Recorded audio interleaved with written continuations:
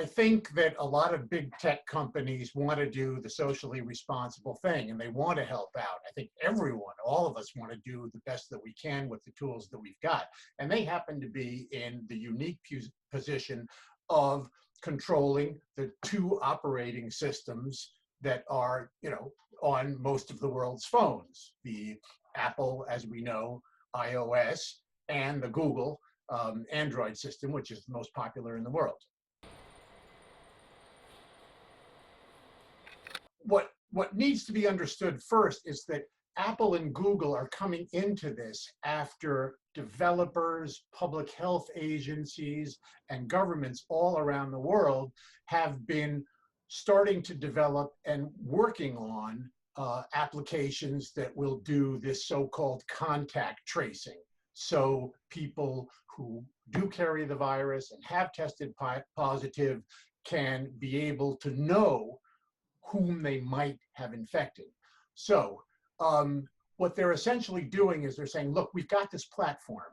We're going to build the tools to make it easy for these apps to run. Now, what's important about this from the perspective of Google and Apple is privacy. There's a great concern that governments will get a hold of location data, will know, who is infected, and could use that information to abuse their civil liberties, right? Stigmatize them. There were problems with that in South Korea, where they used a lot of this stuff. So this would be a privacy-centric contact tracing platform to begin with. What they're trying to do is solve a problem with an invisible, fast-moving killer that you need technology, a lot of people believe, to tackle. Because so many people who are infected with the virus aren't showing symptoms, and they're transmitting it that way.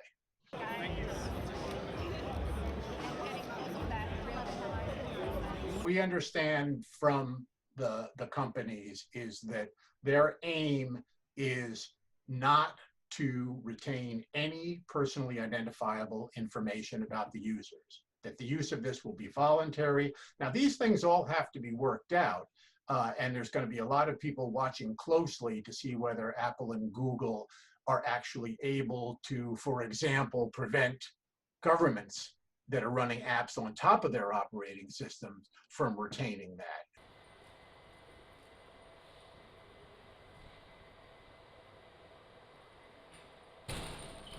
What's important to know is in the United States in particular, right now we have no app, no contact tracing app. There's a couple of states, Massachusetts and Rhode Island, that are going with traditional contact tracing, which means you find the person who's tested positive for the virus, and then you talk to them, and who do you remember crossing paths with, and then you actually make the phone call, you try to locate those people. So this could be a very powerful tool in the United States, where we would expect that state and local governments be the first to develop and roll out these things.